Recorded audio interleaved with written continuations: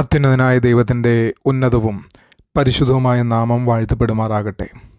ഇന്നത്തെ നമ്മുടെ തിരുവചന വായനാ ഭാഗം സങ്കീർത്തനങ്ങൾ 26, 40, 58, 61, 62, 64.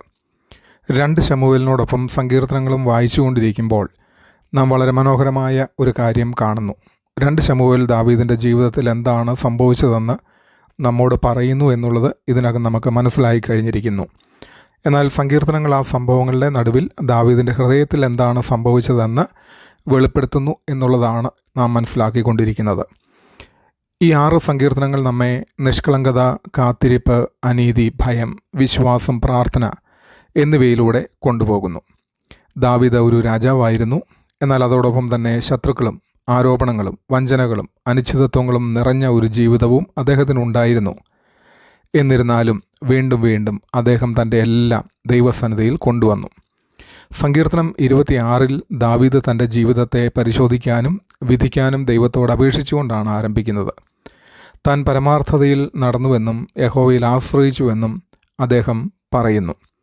ഇത് ദാവീദ് താൻ പാപരഹിതനാണെന്ന് അവകാശപ്പെടുന്നതല്ല, മറിച്ച് തൻ്റെ ജീവിതത്തിൻ്റെ ദിശയും ഹൃദയത്തിൻ്റെ ആത്മാർത്ഥതയും പരിശോധിക്കണമേ എന്നാണ് അദ്ദേഹം ദൈവത്തോട് അപേക്ഷിക്കുന്നത്. ദാവീദ് പറയുന്നു, യഹോവേ, എന്നെ പരീക്ഷിച്ച് ശോധന ചെയ്യണമേ, എൻ്റെ അന്തരംഗവും എൻ്റെ ഹൃദയവും പരിശോധിക്കണമേ. ദൈവത്തിന് പ്രസാദകരമല്ലാത്ത ജീവിതം നയിക്കുന്ന ആളുകളുടെ നടുവിലാണ് ദാവീദ്. എന്നാൽ ദുഷ്ടതയിൽ നിന്ന് താൻ അകന്നു നിൽക്കുകയും ദൈവത്തെ ആരാധിക്കുന്ന സ്ഥലത്ത് നിൽക്കുകയും ചെയ്യുന്നു.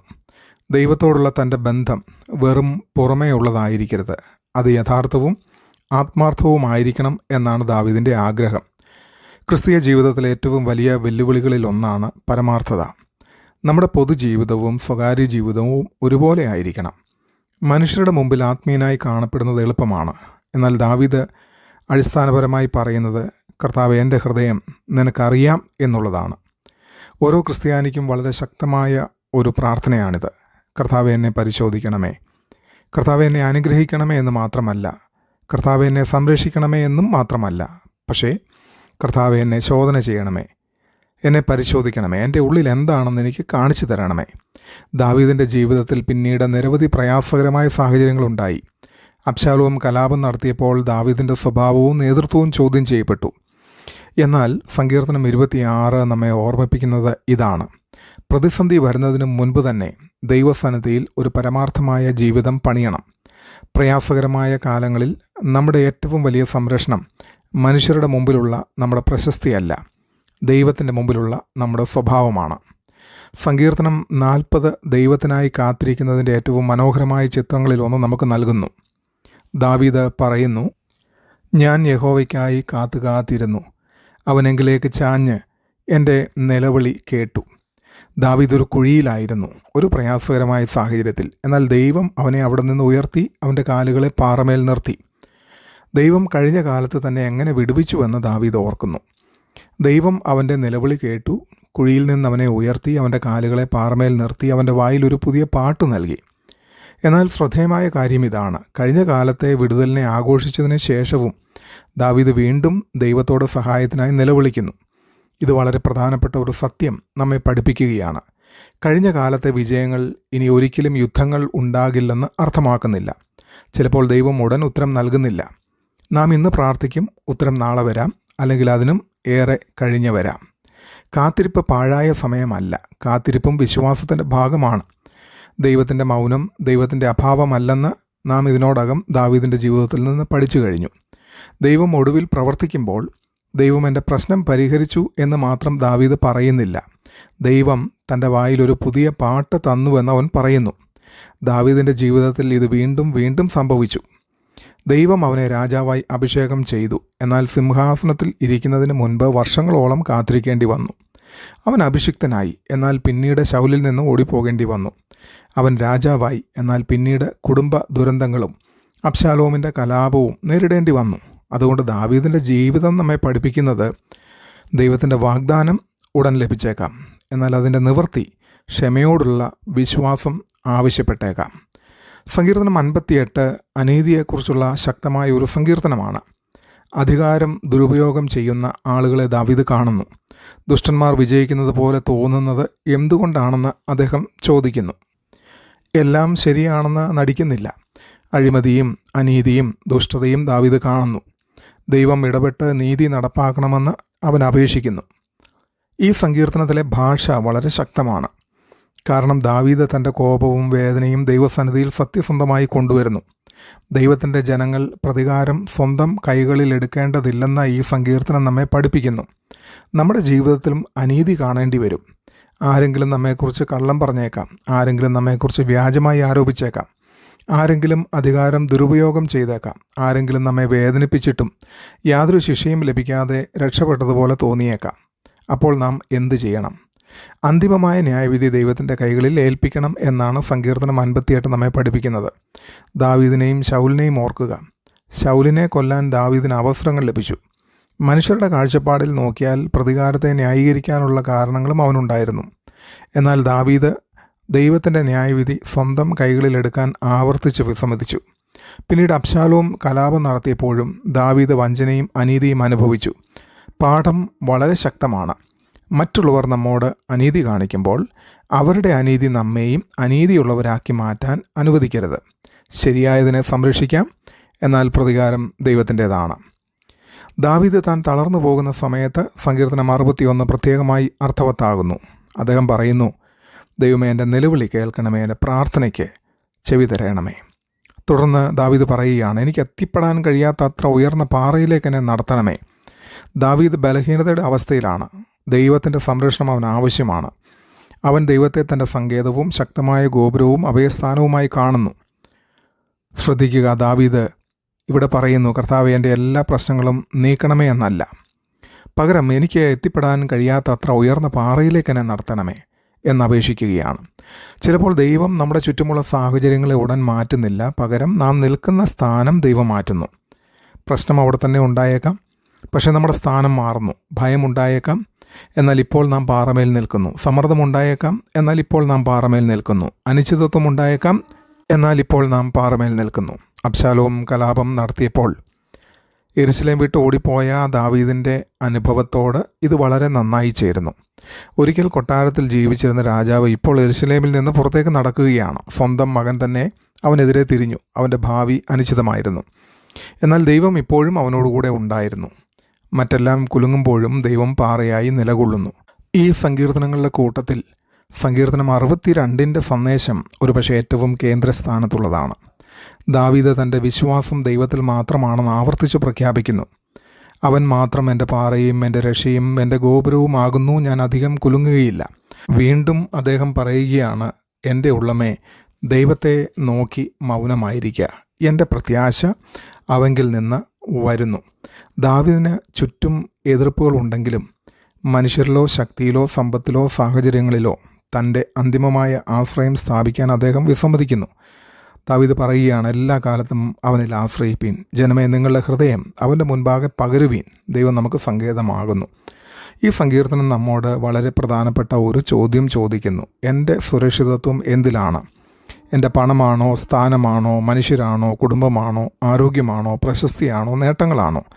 ദാവീദ് പറയുന്നു, ഇവയെല്ലാം താൽക്കാലികമാണ്. നമ്മുടെ അന്തിമമായ സുരക്ഷിതത്വം ദൈവത്തിലാണ്. ഇന്നത്തെ ലോകത്തിൽ ഇത് പ്രത്യേകമായി പ്രസക്തമാണ്. കാരണം നമുക്ക് ചുറ്റുമുള്ള സംസ്കാരം നിരന്തരം നമ്മോട് പറയുന്നത്, നിനക്ക് ഇനിയും കൂടുതൽ വേണം, കൂടുതൽ പണം, കൂടുതൽ അംഗീകാരം, കൂടുതൽ അനുയായികൾ, കൂടുതൽ സ്വാധീനം, കൂടുതൽ വിജയം. എന്നാൽ സങ്കീർത്തനം 62 പറയുന്നു, എൻ്റെ ഉള്ളമേ, ദൈവത്തിൽ മാത്രം മൗനമായിരിക്കുക. ദാവീദ് വിജയവും പരാജയവും രണ്ടും അനുഭവിച്ചവനാണ്. അവൻ ഇടയനായിരുന്നു, യോദ്ധാവായിരുന്നു, രാജാവായി. അവന് സമ്പത്തും അധികാരവും സ്വാധീനവും ഉണ്ടായിരുന്നു. എന്നാൽ ഒടുവിൽ അവൻ പഠിച്ചത് ഇതാണ്: ഇവയൊന്നിനും ആത്മാവിൻ്റെ അടിസ്ഥാനമാകാൻ കഴിയില്ല, ദൈവത്തിന് മാത്രമേ കഴിയൂ. സങ്കീർത്തനം 64 മറ്റൊരു വേദനാജനകമായ അനുഭവത്തെക്കുറിച്ചാണ് സംസാരിക്കുന്നത്. വ്യാജ ആരോപണങ്ങളും രഹസ്യമായ ആക്രമണങ്ങളും. ശത്രുക്കൾ രഹസ്യമായി തനിക്കെതിരെ ആലോചന നടത്തുന്നതായി ദാവീദ് പറയുന്നു. അവർ തങ്ങളുടെ നാവുകളെ വാളുകളെപ്പോലെ മൂർച്ചയാക്കുകയും വാക്കുകളെ അമ്പുകളെപ്പോലെ എയ്യുകയും ചെയ്യുന്നു. വാക്കുകളുടെ നശീകരണ ശക്തിയെ വിവരിക്കുന്ന എത്ര ശക്തമായ ഒരു ചിത്രമാണ് ഈ സങ്കീർത്തനം. ദാവീദ് ശാരീരികമായി മാത്രമല്ല, വാക്കുകളാലും ആക്രമിക്കപ്പെടുന്നു. ആളുകൾ രഹസ്യമായി അവനെതിരെ ആലോചന നടത്തുകയും അവനെക്കുറിച്ച് സംസാരിക്കുകയും ചെയ്യുന്നു. അവരെ തങ്ങളിൽ നിന്ന് സംരക്ഷിക്കണമേ എന്ന് ദാവീദ് ദൈവത്തോട് അപേക്ഷിക്കുകയാണ്. വാക്കുകൾക്ക് നശിപ്പിക്കാൻ കഴിയും. ഒരു കള്ളം ഒരാളുടെ പേര് നശിപ്പിച്ചേക്കാം. പരദൂഷണം ബന്ധങ്ങളെ തകർത്തേക്കാം. വ്യാജ ആരോപണങ്ങൾ സംശയം സൃഷ്ടിച്ചേക്കാം. ഇന്ന് ഈ പ്രശ്നം കൂടുതൽ വലുതായിരിക്കുന്നു. കാരണം ഒരു സന്ദേശത്തിനോ സോഷ്യൽ മീഡിയയിലെ ഒരു പോസ്റ്റിനോ നൂറുകണക്കിനോ ആയിരക്കണക്കിനോ ആളുകളിലേക്ക് വളരെ വേഗത്തിലെത്താൻ കഴിയും. സങ്കീർത്തനം 64 നമ്മെ 2 കാര്യങ്ങൾ പഠിപ്പിക്കുന്നു. ഒന്നാമത്, സ്വന്തം നാവിനെ സൂക്ഷിക്കുക. മറ്റൊരാളുടെ നല്ല പേര് നശിപ്പിക്കുന്ന വ്യക്തിയായി ഒരിക്കലും മാറരുത്. രണ്ടാമത്, മറ്റുള്ളവർ നമ്മെക്കുറിച്ച് വ്യാജമായി സംസാരിക്കുമ്പോൾ അത് ദൈവസന്നിധിയിൽ കൊണ്ടുവരിക. കയ്പും വിദ്വേഷവും നമ്മുടെ ഹൃദയത്തെ കീഴടക്കാൻ അനുവദിക്കരുത്. അബ്ശാലോമിൻ്റെ കലാപകാലത്തെ ദാവീദിൻ്റെ അനുഭവത്തോട് ഇത് വളരെ അടുത്ത് ബന്ധപ്പെട്ടിരിക്കുന്നു. അബ്ശാലോം വാക്കുകൾ ഉപയോഗിച്ചാണ് ജനങ്ങളുടെ ഹൃദയങ്ങൾ സ്വന്തമാക്കിയത്. അവൻ നഗരവാതിൽക്കൽ നിന്നുകൊണ്ട് ക്രമേണ ദാവീദിൻ്റെ നേതൃത്വത്തിനെതിരെ ജനങ്ങളുടെ മനസ്സിൽ അസന്തോഷം സൃഷ്ടിച്ചു. ദാവീദിൻ്റെ വിശ്വസ്തനായ ഉപദേഷ്ടാവായ അഹീതോഫേലും ഒടുവിൽ അബ്ശാലോമിൻ്റെ പക്ഷത്തേക്ക് ചേർന്നു.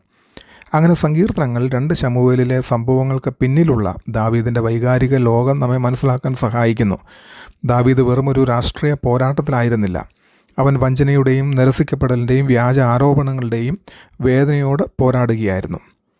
ഈ സങ്കീർത്തനങ്ങളെല്ലാം ഒരുമിച്ച് നാം വായിക്കുമ്പോൾ ദാവീദിൻ്റെ ജീവിതത്തിലെ മനോഹരമായ ഒരു ആത്മീയ യാത്ര നാം കാണുന്നു. സങ്കീർത്തനം 26 എന്നെ പരിശോധിക്കണമേ, കർത്താവേ എൻ്റെ ഹൃദയം ശരിയായി സൂക്ഷിക്കണമേ. സങ്കീർത്തനം 40 വരുമ്പോൾ ഞാൻ അങ്ങേക്കായി കാത്തിരിക്കുന്നു, കർത്താവേ എന്നെ ക്ഷമ പഠിപ്പിക്കണമേ എന്നതിനർത്ഥം. 58 വരുമ്പോൾ അവിടുന്നാണ് ന്യായാധിപൻ, കർത്താവെ ഞാൻ പ്രതികാരം ചെയ്യുകയില്ല. 61 വരുമ്പോൾ എന്നെ പാറയിലേക്ക് നടത്തണമേ, കാരണം കർത്താവെ ഞാൻ തളർന്നിരിക്കുന്നു എന്നുള്ളതായ ബോധ്യം. 62 അങ്ങ് മാത്രമാണ് എൻ്റെ സങ്കേതം എന്നുള്ള ഏറ്റുപറച്ചിൽ. കാരണം ദാവീദ് മനസ്സിലാക്കുന്നു കർത്താവാണ് ദാവീദിൻ്റെ സുരക്ഷിതത്വം എന്ന്. 64 രഹസ്യമായ ആക്രമണങ്ങളിൽ നിന്ന് എന്നെ കാത്തുകൊള്ളണമേ എന്നുള്ള പ്രാർത്ഥനയാണ്. കർത്താവ് എന്നെക്കുറിച്ച് സംസാരിക്കുന്നവരുടെ മുമ്പിൽ അങ്ങ് എൻ്റെ സംരക്ഷകനായിരിക്കണമേ എന്നാണ് ദാവീദ് അതുകൊണ്ട് അർത്ഥമാക്കുന്നത്. ഇതാണ് 2 ശമൂവേലിൽ നിന്നും നാം ദാവീദിൻ്റെ ജീവിതത്തിൽ കാണുന്ന യാത്ര. വിശ്വാസം എന്നത് നമ്മുടെ ജീവിതത്തിൽ ഒരിക്കലും പ്രശ്നങ്ങൾ ഉണ്ടാകില്ല എന്നല്ല, പ്രശ്നങ്ങൾക്ക് നമ്മുടെ ജീവിതത്തിലേക്ക് അന്തിമ വാക്ക് പറയാൻ കഴിയില്ല എന്നതാണ് വിശ്വാസം. ഈ സങ്കീർത്തനങ്ങൾ ഇന്ന് നമ്മോട് എന്താണ് പറയുന്നത്? ഒന്നാമതായി, മറ്റുള്ളവരെ പരിശോധിക്കുന്നതിന് മുൻപ് ദൈവം നമ്മുടെ ഹൃദയം പരിശോധിക്കട്ടെ. ആരാണ് എനിക്കെതിരായിരിക്കുന്നത് എന്ന് ചോദിക്കുന്നതിന് മുൻപ് ചോദിക്കേണ്ടത്, കർത്താവ് എൻ്റെ ഉള്ളിൽ മാറ്റം ആവശ്യമുള്ള എന്തെങ്കിലും ഉണ്ടോ? സങ്കീർത്തനം 26 നമ്മെ ധൈര്യത്തോടെ പ്രാർത്ഥിക്കാൻ പഠിപ്പിക്കുന്നു. കർത്താവ് എന്നെ പരിശോധിക്കണമേ. ഒരു ക്രിസ്ത്യാനി ദൈവത്തിൻ്റെ പരിശോധനയെ ഭയപ്പെടേണ്ടതില്ല. കാരണം ദൈവത്തിൻ്റെ പരിശോധന നമ്മെ നശിപ്പിക്കാനല്ല, നമ്മെ രൂപാന്തരപ്പെടുത്താനാണ്. 2, വിശ്വാസം നഷ്ടപ്പെടാതെ കാത്തിരിക്കാൻ പഠിക്കുക. സങ്കീർത്തനം 40 നമ്മെ ഓർമ്മിപ്പിക്കുന്നത് കാത്തിരിപ്പ് ക്രിസ്തീയ യാത്രയുടെ ഭാഗമാണ് എന്നതാണ്. ദൈവം ഇതുവരെ ഉത്തരം നൽകിയിട്ടില്ലെങ്കിൽ അവൻ നമ്മെ മറന്നുവെന്നർത്ഥമില്ല. താമസം എല്ലായ്പ്പോഴും നിരസിക്കൽ എന്നല്ല. 3, അനീതി നമ്മുടെ ഉള്ളിൽ കയ്പ് ഉണ്ടാക്കാൻ അനുവദിക്കരുത്. സങ്കീർത്തനം 58 നമ്മെ ഓർമ്മിപ്പിക്കുന്നത് മനുഷ്യർ രഹസ്യമായി ചെയ്യുന്ന കാര്യങ്ങളും ദൈവം കാണുന്നു എന്നതാണ്. നമ്മെ വേദനിപ്പിക്കുന്ന ആളുകളെപ്പോലെ നാം മാറേണ്ടതില്ല, ദൈവത്തെ ന്യായാധിപനാക്കുക. 4, തളർന്നു പോകുമ്പോൾ ഉയരത്തിലേക്ക് പോകുക. സങ്കീർത്തനം 61 പറയുന്നു, എനിക്ക് എത്തിപ്പെടാൻ കഴിയാത്ത അത്ര ഉയർന്ന പാറയിലേക്ക് എന്നെ നടത്തണമേ. സാഹചര്യങ്ങൾ നമ്മേക്കാൾ വലുതായി തോന്നുമ്പോൾ നമ്മുടെ പ്രശ്നത്തെ നമ്മുടെ ദൈവത്തെക്കാൾ വലുതാക്കരുത്, പാറയിലേക്ക് പോകുക. 5, താൽക്കാലികമായ കാര്യങ്ങളിൽ ജീവിതം പണിയരുത്. സങ്കീർത്തനം 62 നമ്മെ ഓർമ്മിപ്പിക്കുന്നത് സമ്പത്തിനും സ്ഥാനത്തിനും മനുഷ്യരുടെ അംഗീകാരത്തിനും നമ്മുടെ ആത്മാവിൻ്റെ മുഴുവൻ ഭാരവും വഹിക്കാൻ കഴിയില്ല എന്നതാണ്. മനുഷ്യർ മാറാം, സാഹചര്യങ്ങൾ മാറാം, നമ്മുടെ ആരോഗ്യനില മാറാം, നമ്മുടെ സ്ഥാനം മാറാം, എന്നാൽ ദൈവം മാറുന്നില്ല. 6, നിങ്ങളുടെ നാവിനെ സൂക്ഷിക്കുക. സങ്കീർത്തനം 64 ഇന്നത്തെ കാലത്തിന് വളരെ പ്രസക്തമാണ്. എന്തെങ്കിലും മറ്റൊരാൾക്ക് അയക്കുന്നതിനോ ഫോർവേഡ് ചെയ്യുന്നതിനോ മുൻപ് നമുക്ക് 3 കാര്യങ്ങൾ നമ്മളോട് തന്നെ ചോദിക്കാം. ഇത് സത്യമാണോ? ഇത് ആവശ്യമായതാണോ?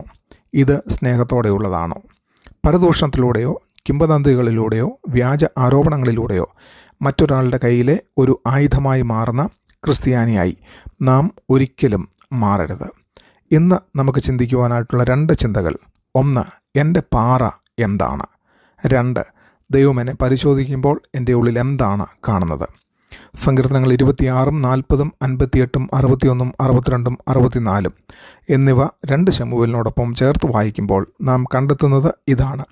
ദാവീദിൻ്റെ ഏറ്റവും വലിയ ശക്തി അവനൊരു പൂർണ്ണനായ രാജാവായിരുന്നതല്ല. അവൻ്റെ ഏറ്റവും വലിയ ശക്തി അവൻ വീണ്ടും വീണ്ടും ദൈവത്തിലേക്ക് മടങ്ങി വന്നു എന്നതാണ്. അവൻ ആക്രമിക്കപ്പെട്ടപ്പോൾ അവൻ പ്രാർത്ഥിച്ചു. അവൻ കാത്തിരുന്നപ്പോൾ വിശ്വസിച്ചു. അവൻ വഞ്ചിക്കപ്പെട്ടപ്പോൾ ദൈവത്തോട് നിലവിളിച്ചു. അവൻ തളർന്നപ്പോൾ പാറയെ അന്വേഷിച്ചു. ആളുകൾ അവനെക്കുറിച്ച് സംസാരിച്ചപ്പോൾ തൻ്റെ കാര്യം ദൈവത്തിന് മുമ്പിൽ സമർപ്പിച്ചു. ചുറ്റുമുള്ള എല്ലാം അനിശ്ചിതമായിരുന്നപ്പോഴും അവന് പറയാൻ കഴിഞ്ഞു, എൻ്റെ ഉള്ളമേ, ദൈവത്തെ നോക്കി മൗനമായിരിക്കുക.